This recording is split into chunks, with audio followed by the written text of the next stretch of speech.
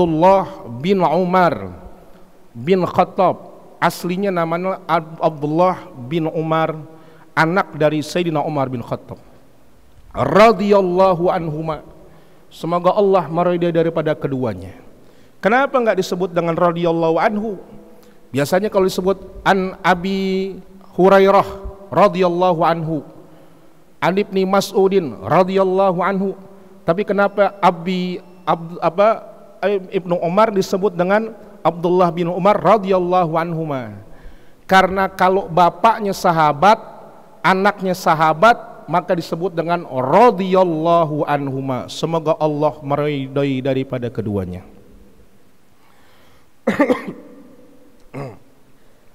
Begitu. Beliau ini Abdullah bin Umar adalah orang yang masuk Islam, beliau ini orang yang kaya, termasuk orang yang zuhud, orang yang faqih.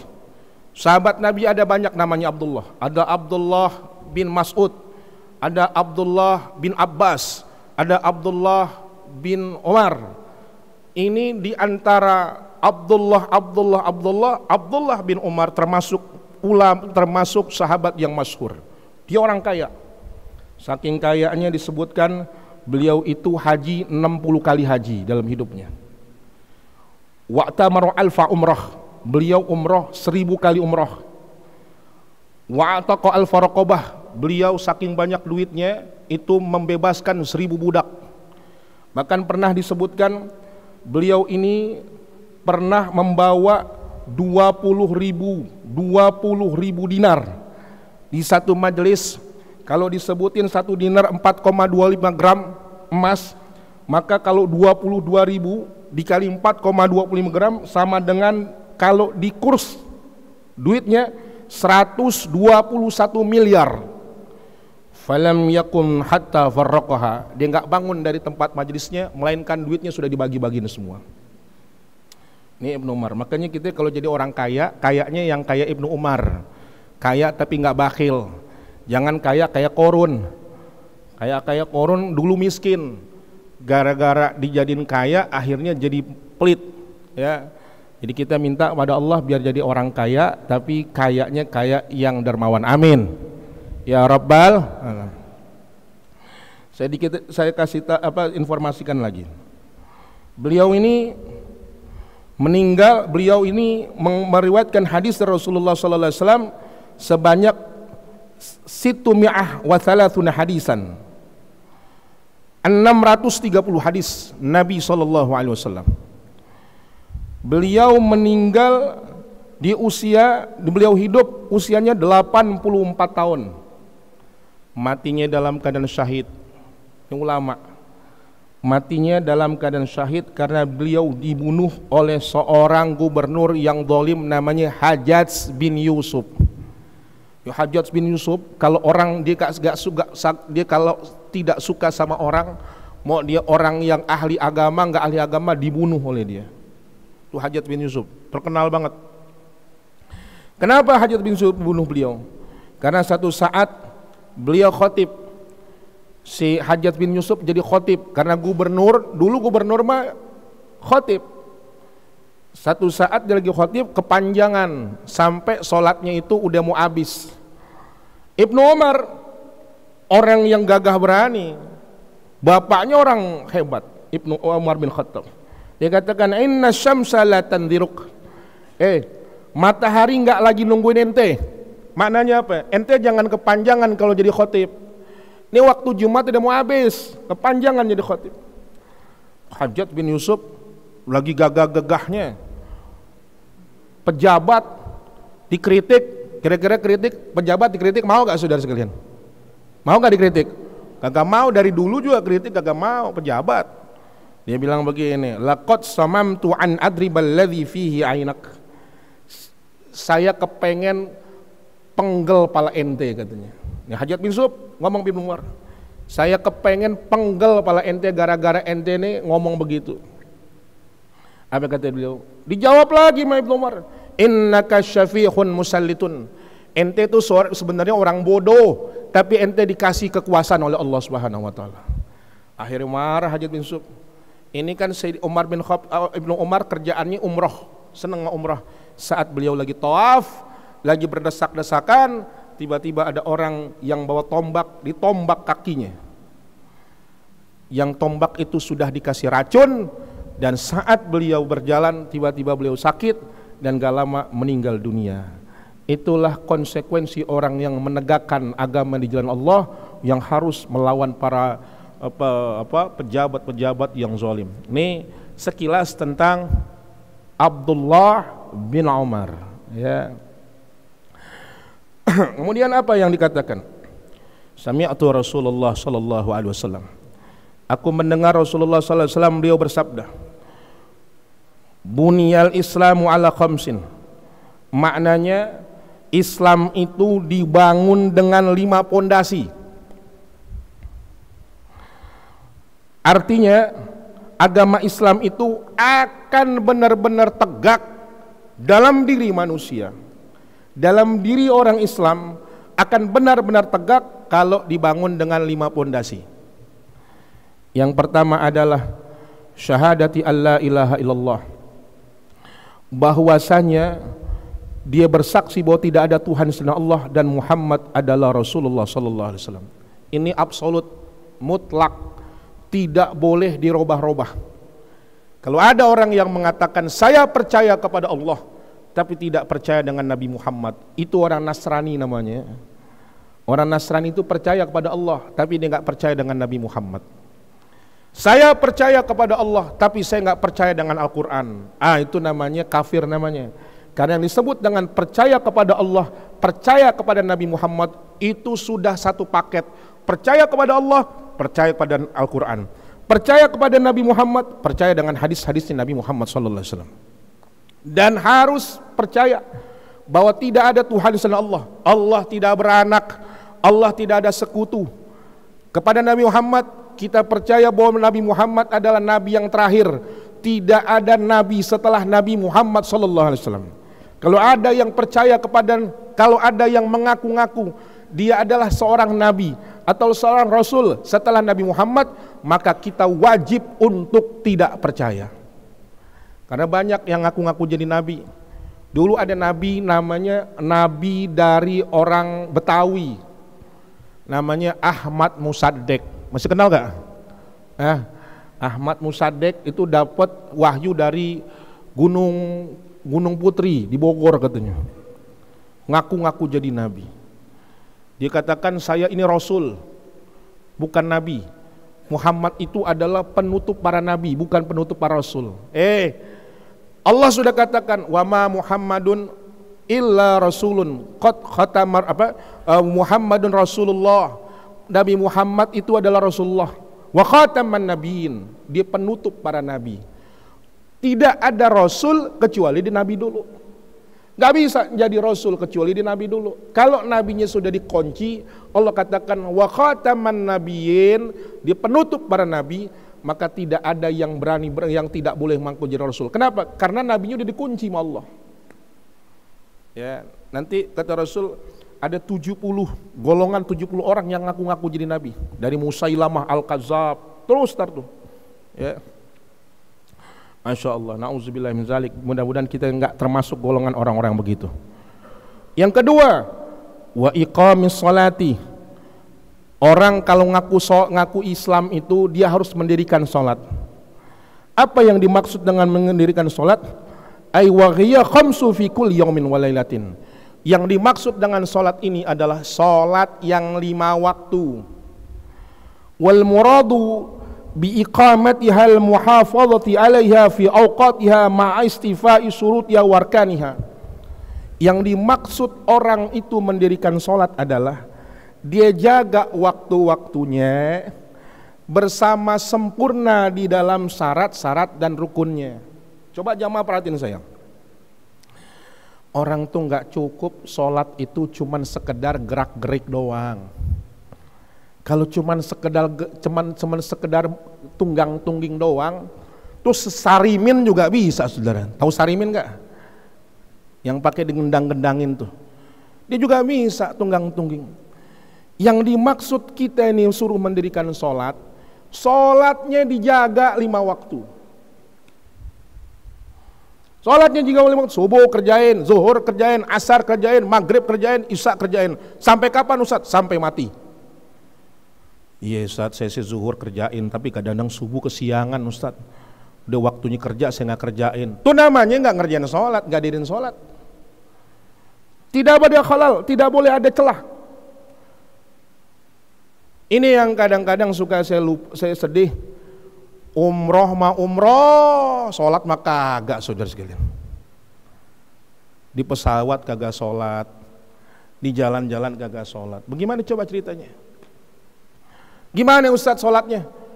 Kita di pesawat, sholat. Sholatnya gimana? Namanya sholat lihurmatil waqt. Sholat menghormati waktu. Nanti begitu sampai, kayak contoh, kita di pesawat subuh. Gimana sholat subuh? Gak bisa sholat subuh. Terus gimana? Sholatnya di pesawat. Gimana caranya? Gak ada air wudhu, gak apa-apa. Gak ada tempat bertayamum, tidak apa-apa. Artinya tidak ada alat untuk bersuci. Tapi untuk mengisi waktu yang sudah Allah katakan, inna sholata alal mu'minina kitaban mauquta. Sholat itu terhadap orang-orang mukmin sudah ditentukan oleh Allah Subhanahu wa taala. Gak boleh dikosongin, saudara. Karena itu kalau kita di perjalanan, di pesawat kan gak bisa kita sholat. Mau sholat bagaimana? Oh ada tempatnya Ustadz. Pesawat itu ngambang, dia nggak istiqrar, nggak jatuh ke bumi. Karena itu syaratnya nggak masuk. Oh dia kagak ada wudhunya, nggak nyentuh bumi, tapi harus diisi waktunya. Gimana caranya? Sholat. Sholli fardhu subhi. Allahu akbar. Allahu akbar. Sujud juga gitu. Allahu akbar. Jangan ke bawah-bawah saudara sekalian. Ya, jangan ke kolong-kolong. Ngapain ke kolong-kolong? Udah selesai? Assalamualaikum. Assalamualaikum. Dah selesai 2 rakaat. Nanti begitu sampai di tanah air, namanya sholatnya diiadah, diulang sholatnya. Begitu, jangan ninggalin sholat. Ente umroh, sholat mah kagak. Betul gak? Ada gak yang begitu?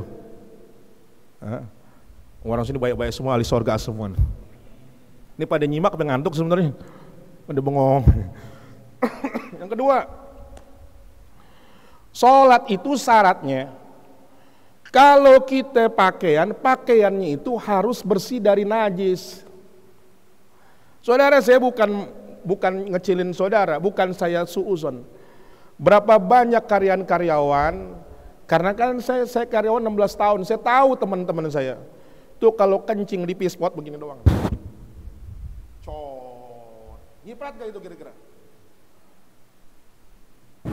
Kalau nyiprat bagaimana? Berarti pakaian kita kena najis. Karena kena najis, sholat nggak sah sholatnya. Karena itu harus diangkat, digulung pelan-pelan. Kalau memungkinkan kita jongkok masuk ke dalam kamar mandi, kalau nggak memungkinkan pelan-pelan, hati-hati. Karena Rasul katakan, azab yang banyak dipedih itu azab gara-gara yang ringan. Apa? Karena dia itu kencingnya sembarangan. Dan sembarangan, saudara.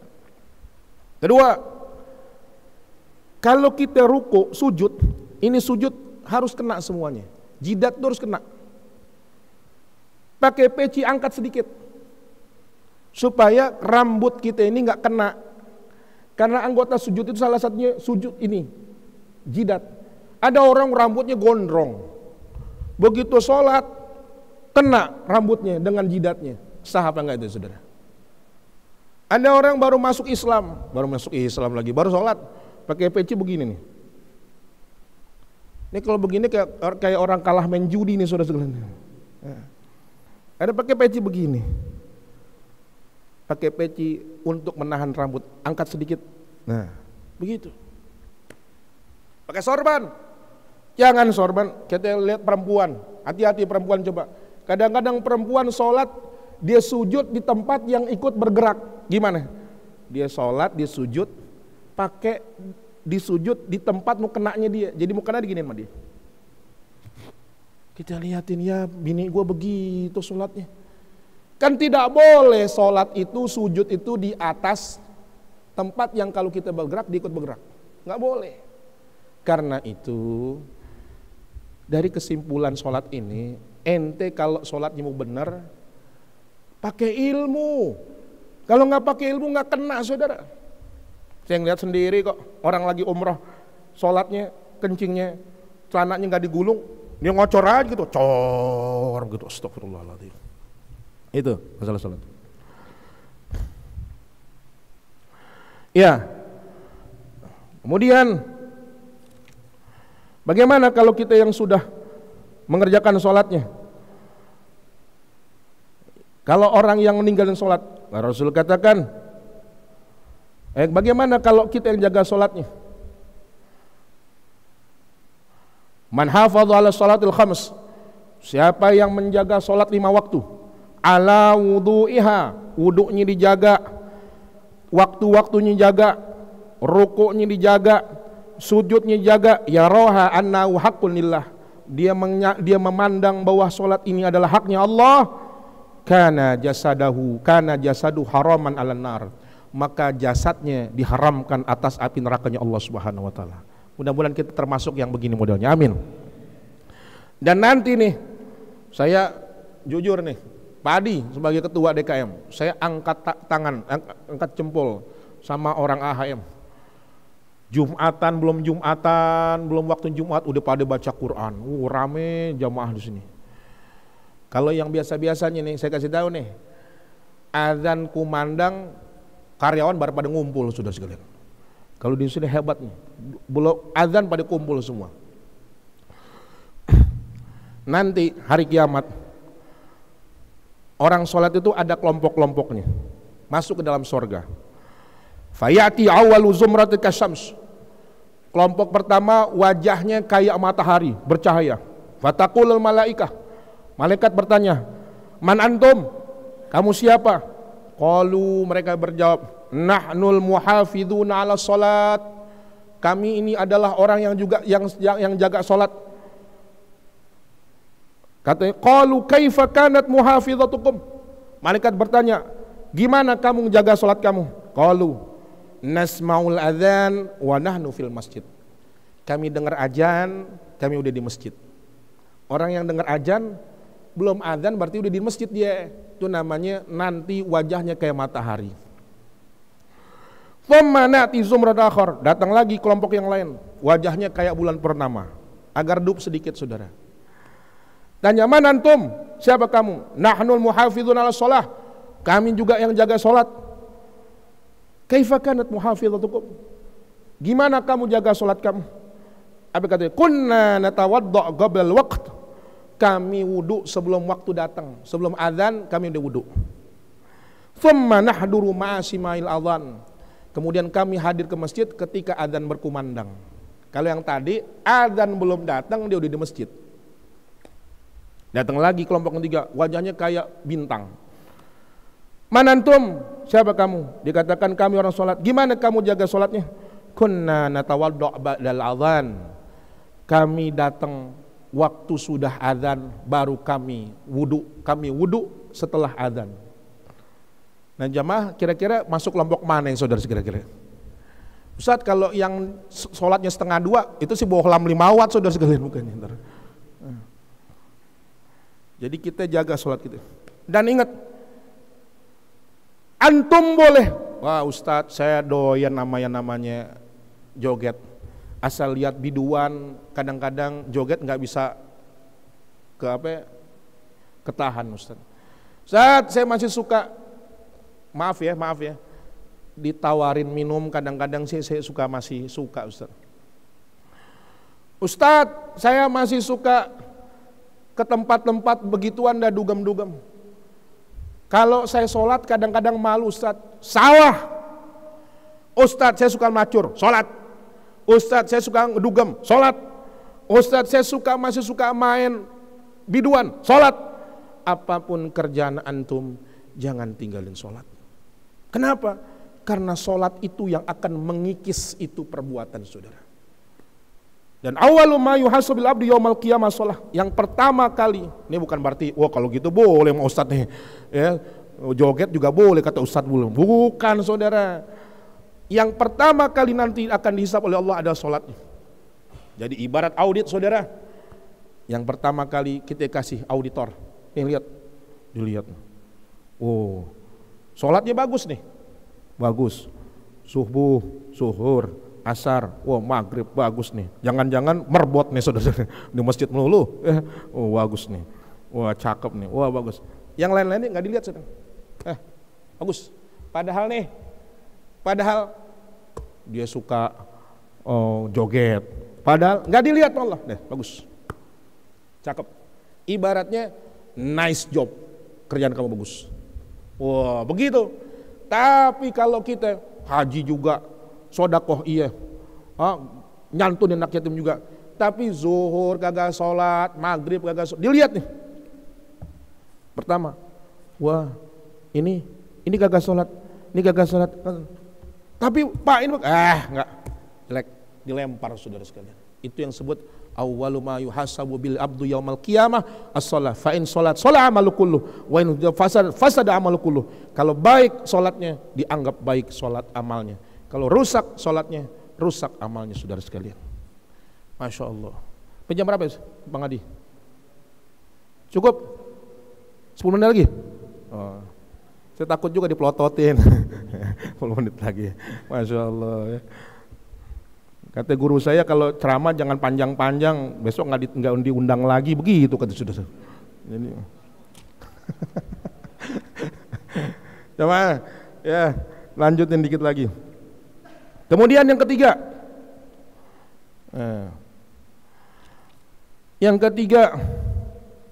wa itauz zakah, nunain zakat. Kenapa disebut dengan zakat? Li'annahu sababun fi zakail mal wanamuhu, karena disebut zakat itu sebab zakat itu adalah pensuci harta dan banyakin harta. Wa husulul barokah, dan dia menghasilkan keberkahan fihi pada zakat itu. Maka Rasul katakan hasinu amwalakum bizakah wadawu mardakum bisadaqah. Jagain harta-harta kamu dengan zakat dan obatin sakit-sakit kamu dengan sedekah. Kalau harta kita mau nambah, zakatin. Jangan pelit. Kalau kita sering-sering sakit, anak sakit, jangan bawa ke dukun. Jangan bawa ke begini begitu, panggil anak kita ke sedekah. Itu Rasul katakan, dawu mardakum bis sedekah. Obatin sakit-sakit kamu, orang-orang sakit kamu dengan sedekah. Terus kalau kita yang suka hilang-hilang barang, ini hilang, itu hilang barang. Ada Rasul apa? Ma ta'amalun fi birin au ba fi birin au bahrin illa man min adami zakah. Enggak hilang harta di darat maupun di laut melainkan enggak ada zakatnya. Kalau orang yang enggak suka zakat di dunia, barangnya diamblesin, dihilangin. Kalaupun barang masih ada, berkahnya dihilangin sama Allah Subhanahu wa taala. Ini jamaah-jamaah sekalian yang pada suka dapat bonus akhir tahun, jangan lupa itu zakat-zakatnya. Kasih ke siapa Ustadz? Kasih orang tua. Orang tua mah nggak boleh dapat kasih zakat. Orang tua mah hadiah. Kasih siapa dong? Kasih fakir miskin, guru-guru ngaji, ustadz-ustadz. Nih ustadz nih kasih nih. Iya, dia kan nggak dapat gaji, nggak dapat bonus, dapatnya dapat hadiah saja. Kasih. Kalau dapat bagi dua Ustaz ya. Gue udah promoin masalahnya. Iya dia bisa birilah. Kasih saudara. Zakat bagi-bagi. Gak berkurang. Mana kosomalun min sadaqah bal yazdad. Gak berkurang harta dengan sebab sedekah, bakalan ditambah. Ya, itu zakat. Tapi kalau orang gak keluar zakat, kata Rasul, ma min saibid dhahabin wala fiddatin la yu'addi haqqaha illa idza kana yawmul qiyamah sufiyat lahu safin nar.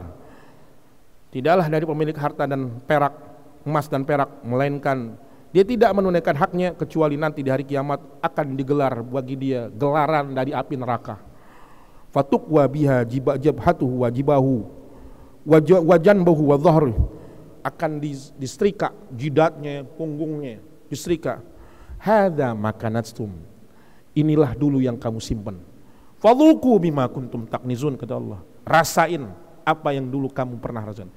Jadi jamaah, kalau kita lihat di TikTok, orang lagi pada punya mobil ini, mobil itu, ente jangan gelap mata, jangan, biasa aja. Justru dia orang tuh besok di dalam satu kitab, dalam satu waktu saya ngaji dengan Habib Umar, orang kaya dulu nanti di akhirat akan berkata, coba saya jadi orang miskin.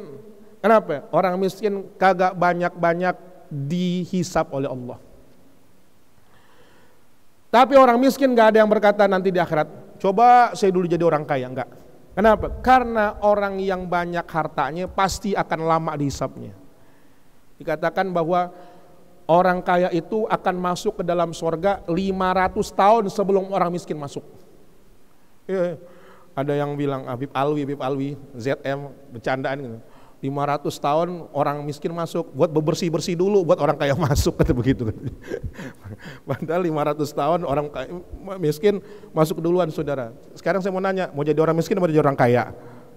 Tetap aja kaya juga. Yeah. Yang selanjutnya adalah hajjul bait, itu wajibun ala mustati. Orang wajib haji ke Baitullah kalau yang mampu. Kalau nggak mampu bagaimana? Ya nggak wajib. Makanya sebut haji, hajim. Maksudnya hilim. Orang tuh kalau haji banyak sabar. Sama jim, kalau haji itu orang haji dan umroh bawa dosa kita. Bab orang kalau haji bawa sabar. Kalau nggak bawa sabar 3 kali kagak cukup. Sabar 3 kali, kurang ajar nih orang, main sodok-sodok kayak gue lagi tawaf, kali lagi gue ketempeleng, ya kagak boleh saudara, nggak boleh. Bawa, kalau haji bawa sabar sekarung saudara. Ente jangan bilang saya punya duit, jangan kata haji di umroh aja deh, jangan bilang ente punya duit. Ente punya duit Allah bakal uji. Di sono begini, di sono begini, di sono begini, masya Allah. Sama jirim, bawa dosa-dosa kita. Ustadz, saya nggak berani haji mau umroh, kenapa? Takut saya diinjek-injek di sono. Karena saya di sini dulu suka nginjek-injek orang. Takut saat saya ditempeleng di sono. Karena itu tobat dulu di sini. Emang nggak boleh sembarangan ngomong, betul. Ngomong sembarangan kontan di sono, Pak. Benar. Bawa. Lah, kalau yang udah daftar tapi belum berangkat, udah keburu mati, niatul mar'i khairun min amali, niatnya orang lebih baik daripada amalnya. Dan yang terakhir adalah puasa bulan Ramadan. Maksudnya apa? Al-imsaku anil muftirati fi nahari biniyatih. Puasa bulan Ramadan menjaga menahan dari hal-hal yang membatalkan di siang harinya dengan niat. Ya, jadi wajib puasa. Nah, kesimpulan, Islam dibangun 5. Puasa, haji, zakat, sholat, sama syahadat. Ibarat kita pegang ini, handphone. Kalau saya pegang handphone, jari jempol saya, pegang botol. Kalau saya pegang botol, jari jempol saya nggak pakai, masih saya bisa pegang dengan 4 jari, betul? Gak ada botol di sini ya. Nah, saya pegang ini 4 masih bisa. 5 saya masih pegang bisa. Kemudian kalau 4 masih saya bisa pegang. Haji saya kagak karena nggak mampu. Zakat saya nggak mampu karena saya nggak mampu. Puasa nggak juga karena nggak mampu. Masih bisa dipegang dengan 2 tangan.